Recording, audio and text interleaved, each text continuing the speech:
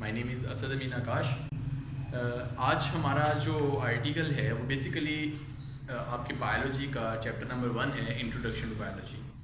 Basically आज हम discuss करेंगे कि बायोलॉजी है क्या चीज़।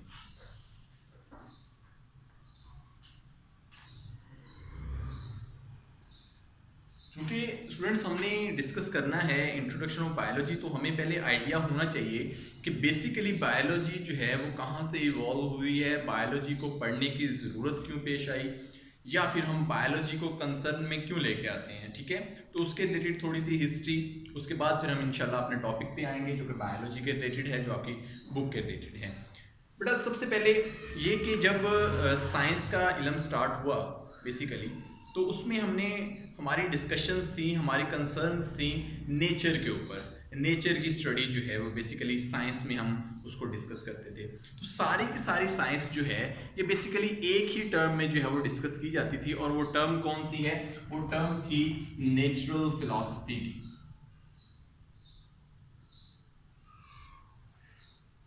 Natural philosophy.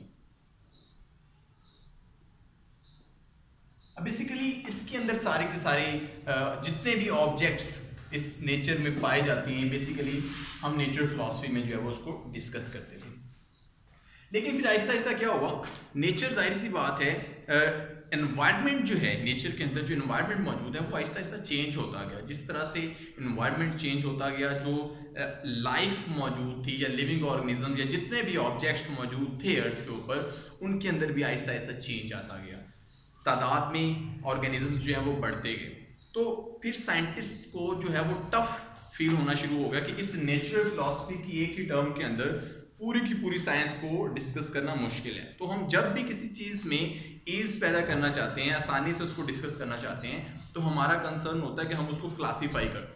ठीक है, किसी भी चीज़ में आसानी पैदा करनी तो उसको क्लासिफिकेशन हम कर देते हैं। लाइक मैं अगर एक बच्चे को प्रेजेंटेशन देता हूँ कि आपने जनाब 10 पेजेस की असाइनमेंट तैयार करनी है और फिर उस पर प्रेजेंट करना है। ठीक है, तो एक बच्चे के लिए वो मुश्किल हो जाएगा। 9th-10th का बच्चा है तो उसके लिए वो टफ टास्क होगा 9-10 पेजेस को जो है वो कवर करना। तो मैं दो स्टूडेंट्स का ग्रुप बना देता हूँ कि 5 पेजेस। अब जैसे ही 5 पेजेस दो स्टूडेंट्स करेंगे, देन क्या होगा कि आसानी हो जाएगी हर एक स्टूडेंट के लिए, दोनों स्टूडेंट्स के लिए आसानी 5-5। मतलब क्या, ग्रेडिंग कर दी, क्लासीफाई कर दिया। इसी तरह से साइंटिस्ट ने क्या किया, इस नेचुरल फिलॉसफी की टर्म को क्लासीफाई किया दो बेसिक वर्ड्स के अंदर। एक ये था कि अर्थ के ऊपर लिविंग ऑर्गेनिजम्स भी मौजूद हैं और नॉन लिविंग ऑर्गेनिजम्स भी मौजूद हैं, और उनको सिर्फ और सिर्फ नेचुरल फिलॉसफी में डिस्कस किया जा रहा था। लिविंग ऑर्गेनिजम्स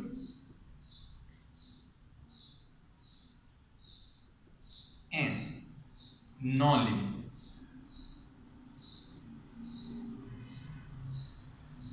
अब क्या हुआ, इसी नेचुरल फिलॉसफी से दो बेसिक साइंसेस निकली on the behalf of living organisms and non living organisms, और उनमें से एक साइंस थी जिसको नेम किया गया बायोलॉजिकल साइंसेस का,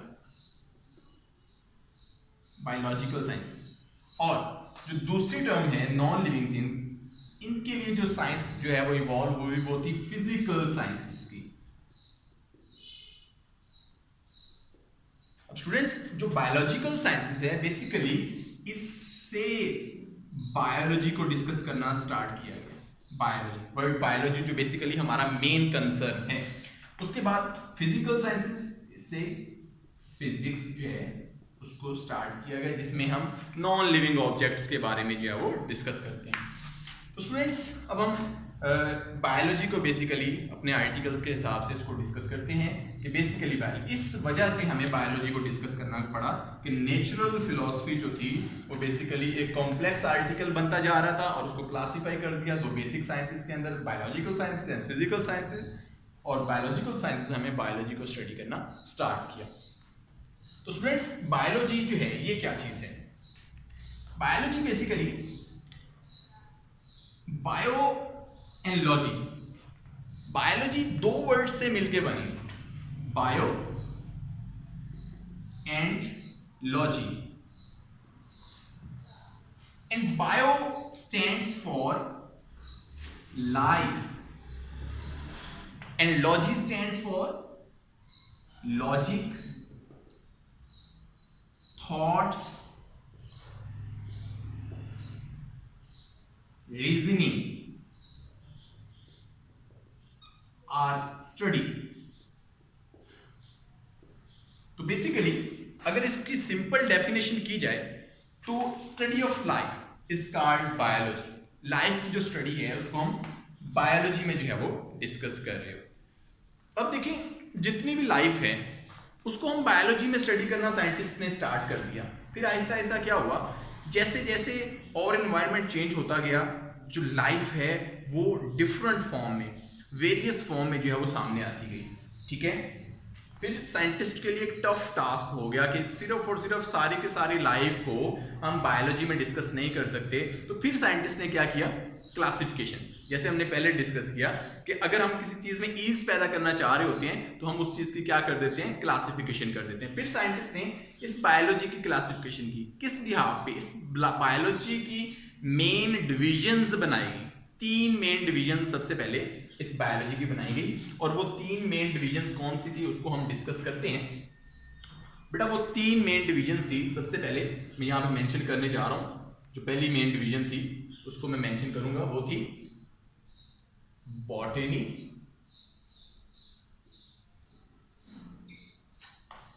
दूसरी जो डिवीजन थी वो थी zoology, and the third one is the microbiology.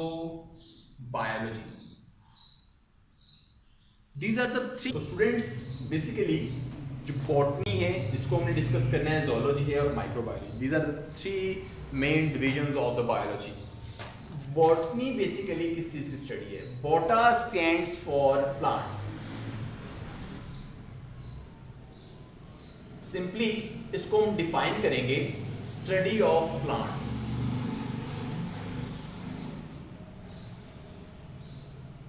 Plants की जो स्टडी है वो बेसिकली डिस्कस की गई बॉटनी के अंदर। इसी तरह से बेटा एक सिंपल सी टर्म है zoology, and it is also derived from 2 words, zoo and logy। Logy का हम पहले भी डिस्कस कर चुके हैं कि logy means study, logic, thoughts और reasoning, and zoo stands for animals। जू में जाते हैं ना, जू में तो वहां पे एनिमल्स होते हैं बेसिकली, तो उसी से zoo stands for animals and logy stands for study। तो इसमें हम डिस्कस करेंगे स्टडी ऑफ एनिमल्स। बिल्कुल सिंपल सी टर्म्स हैं, zoology study of animals and botany study of plant, because बोटा स्टैंड्स फॉर प्लांट। अब आते हैं इस वर्ड के ऊपर जो है microbiology. It is also derived from 2 words, micro, and micro means smallest, और लॉजी या बायोलॉजी, ठीक है, माइक्रो एंड बायोलॉजी। अब देखिए माइक्रो हो गया smallest, biology mean study of life. ऐसे स्मॉलेस्ट ऑर्गेनिजम्स की स्टडी करनी है जो हम अपनी आम आंख से भी नहीं देख सकते, लाइक बैक्टीरिया है, वायरसेस हैं, कुछ ऐसे और फर्दर ऑर्गेनिजम्स मौजूद हैं लाइक एल्गी है, ठीक है, काफी सारे ऑर्गेनिज्म ऐसे हैं जो हम अपनी आम आंख से नहीं देख सकते, ठीक है। तो उनकी जो है वो स्टडी आप जो है वो माइक्रोबायोलॉजी के अंदर डिस्कस कर सकते हैं। Smallest and biology mean living organisms की स्टडी। तो जितने भी माइक्रो ऑर्गेनिजम्स हैं, माइक्रो बेसिकली छोटे के लिए, तो हम बेसिकली इसमें उन ऑर्गेनिजम्स की स्टडी करते हैं। लाइक आपने माइक्रोस्कोप का वर्ड डिस्कस किया हो। माइक्रोस्कोप क्या चीज़ है? बेसिकली एक ऐसी डिवाइस है जिससे हम उन चीज़ों को देखते हैं जो हमें आम आंख से नजर ही नहीं आती, ठीक है। तो बेसिकली उन ऑब्जेक्ट्स की, उन ऑर्गेनिजम्स की स्टडी करना जो हमें अपनी आम आंख से नजर नहीं आते, तो फिर हम उसको माइक्रोस्कोप के जरिए से देखते हैं। उन्हीं के लिए एक टर्म जो है वो डिस्क्राइब की गई है, एक डिवीजन बनाई गई है बायोलॉजी की, और वो है माइक्रोबायोलॉजी, जिसमें हम स्मॉलेस्ट ऑर्गेनिजम्स की स्टडी कर रहे होते हैं। जी बेटा, तो ये 3 मेन डिविजन्स थी बायोलॉजी की। इसके बाद क्या हुआ कि अब एनिमल्स हैं वो तादाद में बढ़ते गए, बॉटनी में प्लांट्स जो हैं वो भी तादाद में बढ़ते गए। कुछ प्लांट्स ऐसे हैं जो बहुत लंबी हाइट वाले प्लांट्स थे, कुछ फ्रूटिंग प्लांट्स थे, कुछ ऐसे थे जो वुडी प्लांट्स थे, कुछ बहुत छोटी हाइट वाले प्लांट्स थे। इसी तरह एनिमल्स की बात करें, एनिमल्स में मल्टीपल वैरायटीज जो हैं वो सामने आना शुरू हो गई। माइक्रोबायोलॉजी में माइक्रो ऑर्गेनिजम्स की, वायरसेस वगैरह की, बैक्टीरिया वगैरह की बात करें बहुत ज़्यादा वैरायटी में, तो साइंटिस्ट के लिए फर्दर मुश्किल पेश आना शुरू हो गई। वो कहते हैं इन 3 डिविजन्स में तो हम डिस्कस ही नहीं कर सकते सारी बायोलॉजी को। तो फिर इन 3 डिविजन्स के बिहाफ पे फर्दर और काफी सारी बायोलॉजी के अंदर जो है वो बायोलॉजी की मेन ब्रांचेस बनाई है। तो 3 मेन डिविजन्स है ना, उसके बाद फिर फर्दर इसकी ब्रांचेस बनाएंगी। उन ब्रांचेस के नेम हम इस लेक्चर में मेंशन करेंगे और उन ब्रांचेस की फर्दर जो आप कह लें कि डिटेल्ड स्टडी है वो हम इंशाल्लाह नेक्स्ट लेक्चर में उसको डिस्कस करेंगे। आज हम जस्ट इसकी ये डिविजन्स को हमने डिस्कस किया और साथ हम उसके ब्रांचेस के नेम्स को मेंशन करेंगे। तो बेटा देखिए जरा ब्रांचेस कौन कौन सी थी, तो मैं यहाँ पे इसको इरेज कर देता हूँ। अगर मुझे टाइम मतलब मिला तो मैं इसमें देखूंगा कि अगर वो साथ ब्रांचेस जो है वो उसको हम डिस्कस भी कर लें, उसको हम एक्सप्लेन भी कर दें। बच्चे तो जिस तरह से डिविजन्स हैं उसी तरह से ब्रांचेस भी थी बायोलॉजी की। ब्रांचेस ऑफ बायोलॉजी, सबसे पहली ब्रांच बेटा biology and that one is the anatomy.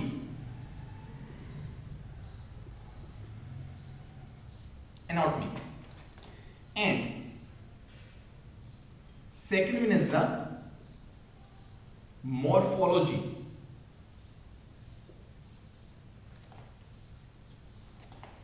physiology,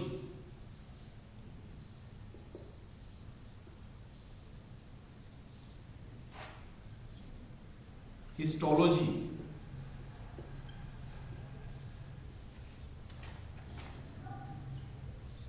parasitology,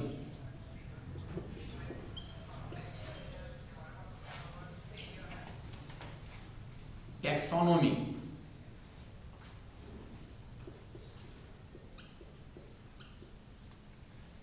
and to students basically anatomy stands for internal structures, the study of internal structures। internal structures की study को basically anatomy बोल रहे होते हैं। Anatomy word है क्या चीज, एना एंड टॉमी से मिलके बना है। टॉमी वर्ड निकला है टॉम से, और टॉम का मतलब होता है किसी चीज को डाइसेक्ट करना, डाइसेक्शन उसकी, ठीक है। और एना मीन होता है अप। तो बेसिकली ये एनाटॉमी का वर्ड लिया क्यों गया है कि ऐसे स्ट्रक्चर्स की स्टडी करनी है जिसको आप डाइसेक्ट करके स्टडी करते हैं, तो इसीलिए हम उसको बोल रहे होते हैं इंटरनल स्ट्रक्चर्स की स्टडी। सपोज हम फ्रॉग के ऊपर एक्सपेरिमेंट करते हैं, उसकी डाइसेक्शन करते हैं और डाइसेक्शन से फिर क्या होता है कि हम उसके इंटरनल ऑर्गन्स की स्टडी कर रहे होते हैं। तो इसी बिहाफ पे हम एनाटॉमी को इंटरनल स्ट्रक्चर्स की स्टडी जो है उसके साथ कंसर्न करते हैं। मॉर्फोलॉजी बच्चों, मॉर्फोलॉजी फर्दर 2 वर्ड से ड्राइव है, morpho and logy. And morpho stands for shape, morpho stands for shape and logy mean study. तो हम सिंपली इसको इस तरह से डिफाइन करेंगे कि morphology is the study of shapes and structure, ठीक है। या फिर हम लिख सकते हैं the study of form and structure, structures की स्टडी या फॉर्म्स की स्टडी लिविंग ऑर्गेनिजम्स के अंदर, उसको हम मॉर्फोलॉजी बोलते हैं। इसी तरह से फिजियोलॉजी है, फिजियोलॉजी भी 2 वर्ड से बेसिकली मिलकर बने हैं। Physio stands for physic and logy study. तो फिजिकल जितने भी फंक्शंस हैं, physical functions of living organism, उसकी स्टडी को हम बोल रहे होते हैं कि वो फिजियोलॉजी है। लाइक हम बात करें लिविंग ऑर्गेनिज्म की बॉडी में डिफरेंट ऑर्गन्स मौजूद हैं, लाइक हम ह्यूमन बॉडी की बात करें, लिवर मौजूद है, हार्ट मौजूद है, किडनी मौजूद है। इनके फंक्शंस को डिस्कस करना बेसिकली फिजियोलॉजी के अंदर काम होता है। उसका स्ट्रक्चर कैसा है, ठीक है, उसको भी इसमें जो है वो डिस्कस किया जाता है। Histology and histo stands for tissues, histo stands for tissues. तो microscopic study of tissues is called the histology. जब टिश्यूज की, डिफरेंट टिश्यूज की, लाइक हमारी बॉडी में नर्वस टिश्यूज की बात कर रहे हैं, मसल्स टिश्यूज की बात कर रहे हैं, कार्डियक टिश्यूज की बात कर रहे हैं, डिफरेंट टिश्यूज मौजूद हैं। इनकी जब हम स्टडी कर रहे होते हैं थ्रू माइक्रोस्कोप, तो उसकी स्टडी को हम हिस्टोलॉजी में डिस्कस करते हैं। इसके बाद बच्चों है पैरासाइटोलॉजी। बड़ी सिंपल सी टर्म्स है। पैरासाइटोलॉजी बेसिकली पैरासाइट्स से है और पैरासाइट्स के बारे में भी हम डिस्कस करेंगे। बेसिकली ये पैरासाइट्स होते क्या हैं? लिविंग ऑर्गेनिज्म की बॉडी के इनसाइड रहते हैं, उनसे फूड गेन करते हैं, उनसे शेल्टर लेते हैं और बदले में उनको क्या पहुंचा रहे होते हैं? नुकसान पहुंचा रहे होते हैं। तो पैरासाइट्स की जो स्टडी है बच्चों, पैरासाइट्स की जो स्टडी है उसको हमने किस में डिस्कस करना है? पैरासाइटोलॉजी के अंदर। आज के इस लेक्चर की लास्ट टर्म जो है वो है टेक्सोनोमी। बच्चे टेक्सोनोमी बेसिकली टेक्सा एंड नॉमी से निकले। टेक्सा एंड नॉमी बेसिकली ये दोनों टर्म्स क्लासिफिकेशन के रिलेटेड हैं, ठीक है। तो इस टेक्सोनोमी में हम डिस्कस करते हैं कि किस तरह से कोई बड़ा ग्रुप है, लिविंग ऑर्गेनिजम्स की बेसिकली क्लासिफिकेशन की गई है, उनको कुछ बड़े ग्रुप्स में, फिर उसको छोटे ग्रुप्स में, फिर उन ग्रुप्स को नेमिंग दी गई है। लाइक अगर हम बात करें हमारे बेसिक किंगडम की, जिसमें हम ह्यूमंस भी काउंट होते हैं, बाकी एनिमल्स भी काउंट होते हैं, तो उसको बोला जाता है किंगडम एनिमेलिया। अब किंगडम एनिमेलिया की फर्दर ग्रेडिंग किस तरह से की गई है? एक किंगडम से लेके स्पीशीज तक ग्रेडिंग किस तरह से की गई है, फिर उनको किस तरह से साइंटिफिक नेम दिए गए हैं उन स्पीशीज को, ठीक है। उन सारी चीजों की स्टडी जो है वो हम टेक्सोनोमी में कर रहे होते हैं। द स्टडी ऑफ क्लासिफिकेशन की स्टडी है, उसके अलावा नेमिंग की स्टडी है, और नेमिंग के बाद जो है वो किस तरह से ऑर्गेनिजम्स को हम ग्रुप्स एंड सब ग्रुप्स में कन्वर्ट करते हैं। इन सारी चीजों की जो डिस्कशन है वो बेटा हम किस में डिस्कस कर रहे होते हैं? टेक्सोनोमी के अंदर जी। तो आज का जो हमारा लेक्चर था वो यहीं तक है, इन ब्रांचेस तक। इंशाल्लाह बाकी जो ब्रांचेस हैं वो हम अपने नेक्स्ट लेक्चर में आपके साथ एक्सप्लेन करेंगे जी। तो स्टूडेंट्स बाकी अपडेट्स इंशाल्लाह हम नेक्स्ट लेक्चर में इसकी डिस्कशंस करेंगे, बाकी सारी बातें। तो हमारे चैनल को सब्सक्राइब करना ना भूलिएगा। उसका फ़ायदा आपको ये होगा कि आपको हर अगले लेक्चर का नोटिफिकेशन जो है वो बर वक्त मिलता रहेगा। अस्सलाम वालेकुम।